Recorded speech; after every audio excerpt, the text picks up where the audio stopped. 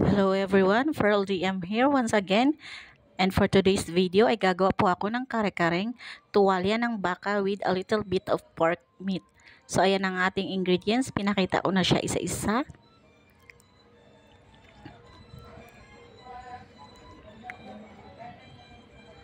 So let's start cooking. And inuna na natin ang ating sitaw, in-slice natin siya ng medyo pahaba ang ating sitaw dyan guys. Gusto ko siya mahaba.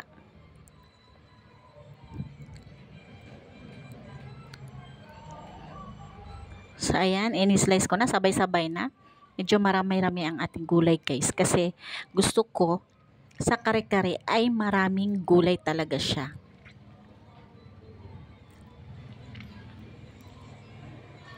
So ayan na.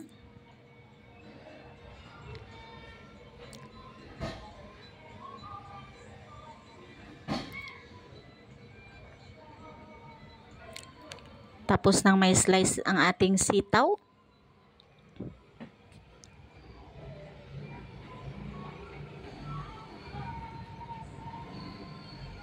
Or what we call in English, string beans. Ayan, i-transfer natin sa bowl kasi ang ating sangkalan ay gagamitin naman natin to slice some other vegetables. So let's proceed to the talong or what we call in English eggplant. So paslant naman ang naisipan kong slice dyan.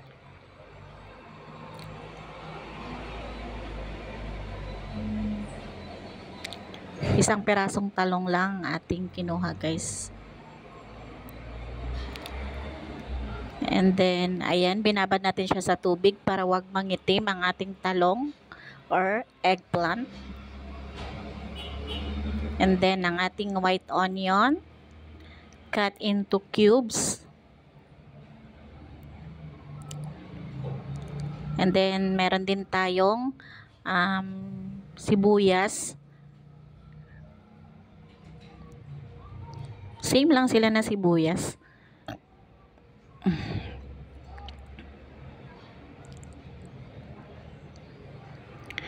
Ayan, so tapos na. Gusto ko mas maraming sibuyas para mas malasa ang ating kare-kare.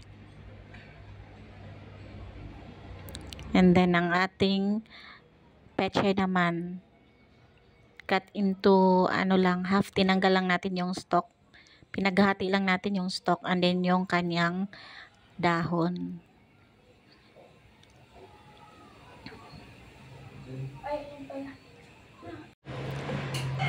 So ayan na, matatapos na ang ating pechay. Binabad naman natin siya sa tubig din kasi maraming lupa-lupa ang ating pechay at nang matanggal yung mga lupa na nasa pechay natin. So ayan, kumulo na ang ating pinakulo ang tuwalya ng baka along with the pork meat at nilagyan natin siya ng luya kasi para matanggal ang kanyang tinatawag na anggo na sinasabi nila or yung lansa ng baka.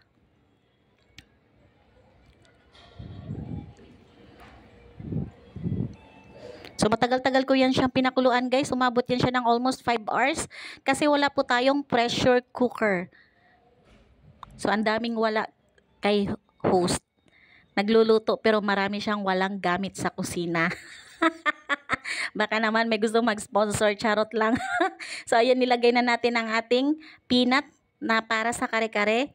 Hindi yan yung peanut na ginagawang palaman. Iba yan na peanut yung pang kare-kare talaga siya na preferred.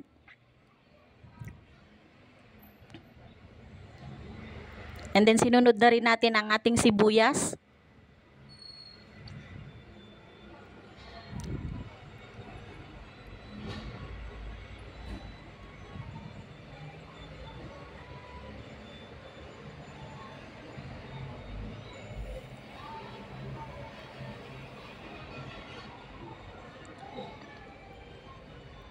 And then nilagyan na rin natin ng magic atsuete.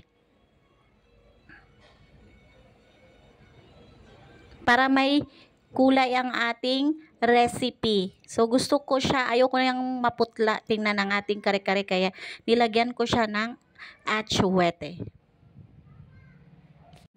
So, ayan na nga.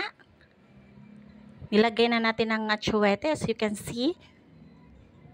And then, mix para well proportion ang mixture ng ating atsuwete. And then, ang ating pepper or yung paminta in Tagalog. So, same as well. Mix lang din. And then, sinunod na rin natin yung ating sitaw para sabay-sabay na sila. Sabay-sabay na silang maluto mamaya pag once na kumulo na. And then, yung ating talong nilagay na rin natin. Sa iba naman is ginagawa nila, piniprito nila yung gulay. Ayan, so yung slurry naman natin, mixture of water and flour para pampalapot ng ating dish. So, ayan na. Looks yummy na ang ating recipe. And then, sinunod na rin natin yung stock ng ating pechay. So, mabilisan lang yan siya guys pag once na gulay kasi ayoko yung gulay is malata. Gusto ko siya na may crunchiness naman na habang kinakagat ko yung gulay. So, gusto ko talaga siya na half cook lang.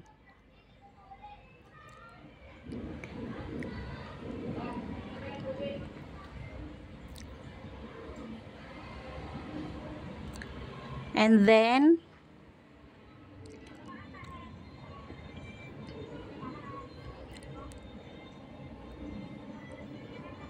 ayan na. So, sinunod naman natin ng dahon ng pechay. So, pinaka-last ang ating nilagay na dahon para huwag siyang malata.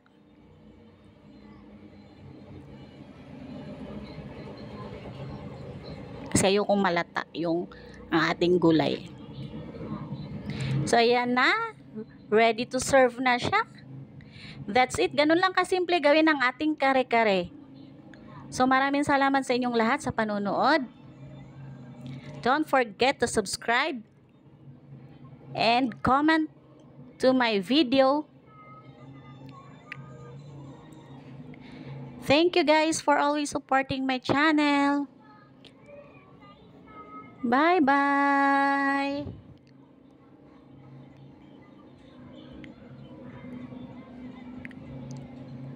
Have a nice day, everyone. Bye.